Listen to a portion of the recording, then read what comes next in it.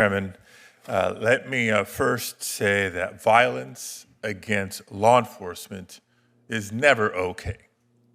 And I speak for all my Democratic colleagues in the committee and the Senate for that matter in saying so. Violence against law enforcement is never okay. And I will continue to emphasize that as we have in the past. We will today and in the future, if for no other reason, because many of our colleagues on the other side of the aisle suggest and accuse Democrats of believing otherwise. But for today's hearing, let me begin with a very simple question. Why are we here? Are we here truly to conduct oversight and find ways to actually improve the situation and public safety in our communities? Or are we simply here to throw more fuel on the political fire? Today's hearing title tells us all we need to know. Quote, "The radical left's crusade against immigration enforcement." That doesn't exactly set the stage for a productive, serious conversation about how we both protect law enforcement officials and improve public safety. It's the title of the next exercise in Republican political theater. That's really what's happening here. So let me once again say that violence against law enforcement is never okay.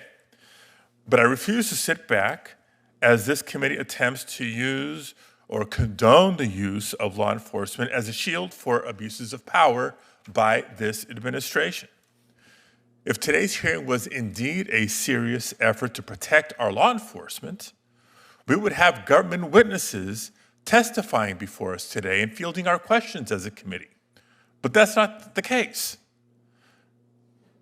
If today's hearing was a serious effort, those government witnesses would be providing facts and data behind the numbers that the Department of Homeland Security so often cites to claim an increase in assaults on its officers and agents. But even after repeated requests, months and months of requests from my office and from others to the Department of Homeland Security, to back up their claims of is it 500%? Is it 1,000%? Now we're even hearing claims of up to 8,000% increase in assaults or death threats. They've refused to provide them. Mr. Chairman, you're very well aware of this. You and I discussed this last week. And as far as I can tell, they've even refused your requests for data and statistics. Why am I insisting on this? Why am I making this point? Because that data is critical. Not only would it allow us to actually verify their claims, but that data would be critical to informing our policy response. So no, today's hearing is not a serious attempt to protect law enforcement.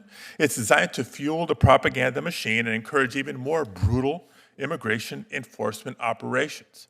It's designed to cover up for the fact that after President Trump pledged to go after the worst of the worst, this we do know from DHS statistics. Over 70% of those currently detained in ICE custody have no criminal record. If they were simply focused on those truly dangerous, violent criminals, there would be no objection, there would be no debate, there would be no discussion. But the reality is far from their claims. At the same time, what we are seeing every day is new acts of brutality and misuse of force in communities across the country. But my guess is that today you won't be hearing about the Department of Homeland Security's violent takedowns of peaceful, hardworking, long-term immigrants who don't have that violent criminal record that the administration wants you to believe. And I'm not just making this up. There's case after case, including a deaf DACA recipient who had his hands cuffed and his phone taken away so he couldn't communicate as he was shoved into the back of a car. You won't hear about the journalists who are threatened and assaulted, one so severely in New York they had to be hospitalized. You won't hear about the clergy being shot in the head with a pepper ball or arrested for attempting to administer the sacrament of communion to the faithful at a detention facility.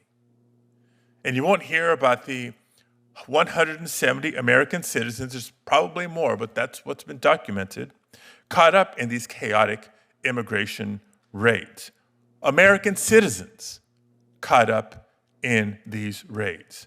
Even as Secretary Noem lies and claims to say, when she says that no American citizens have been detained, every week we read new reports about another American who's had their neck kneeled on, their door blown off or their windows smashed, and even a pregnant woman in Florida, a United States citizen who was thrown to the ground during an arrest and who later miscarried.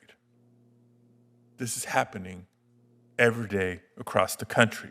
Masked agents have become so emboldened that even a Reagan-appointed federal judge recently wrote, and I'll quote, "In all our history, we have never tolerated an armed, masked secret police carrying on in this fashion," end quote.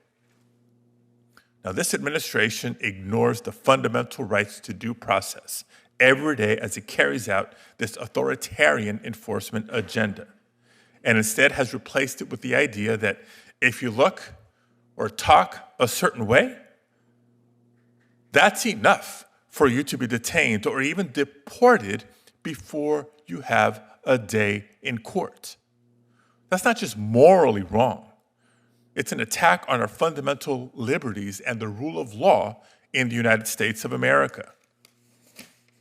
But again, Republicans don't want to discuss any of this. Why? Out of fear of crossing the president and his outrage machine? Americans have had enough.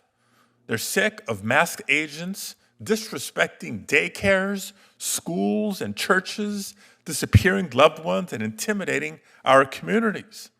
Americans are demanding that we do something. So, Mr. Chairman, it's clear to me that this hearing will not be a serious or constructive conversation.